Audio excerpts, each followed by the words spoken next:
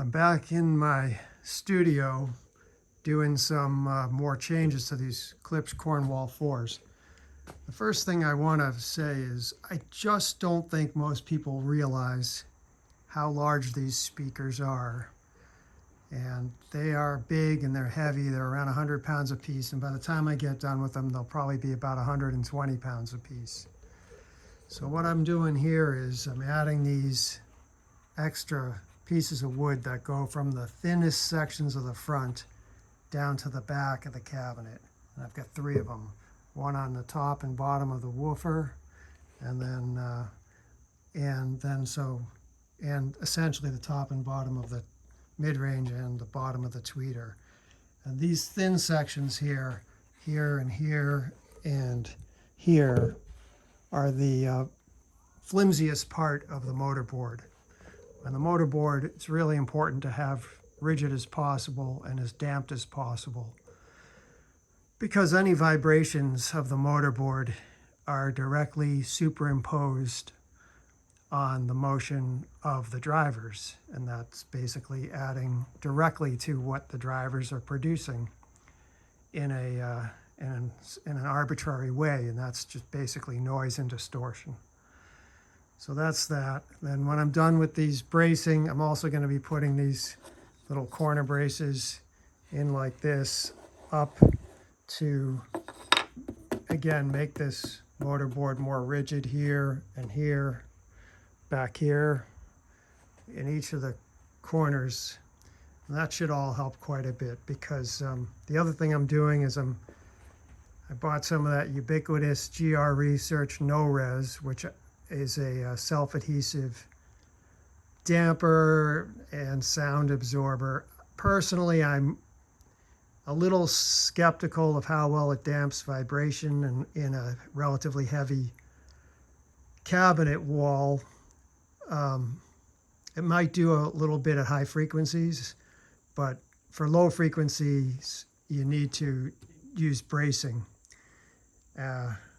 Anyway, we'll see how that works. But here's the other thing I wanted to show you. This is all the motorboard components of the Cornwall 4s.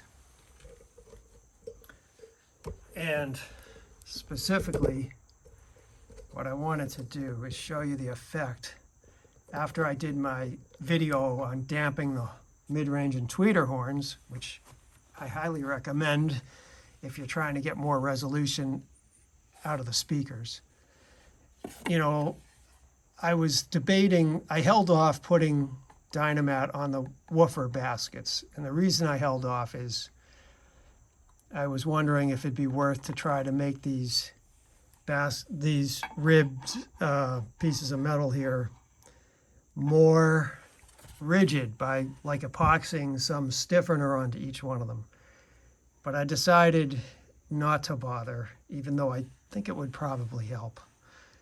But here's a comparison of, this is undamped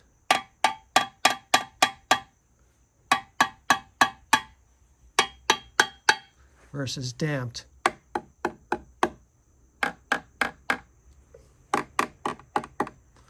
You can hear there's quite a difference.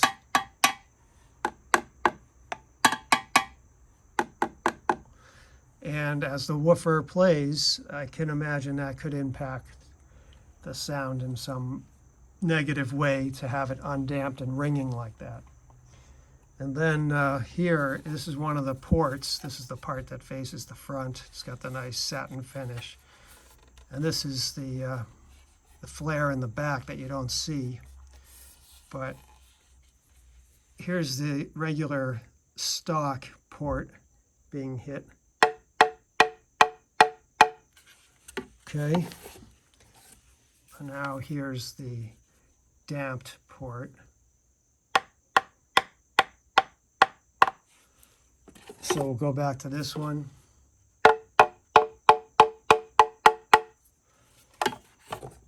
And now the damped one again.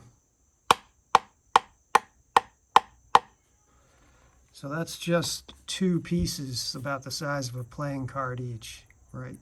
One on each side does that, damping pretty effectively.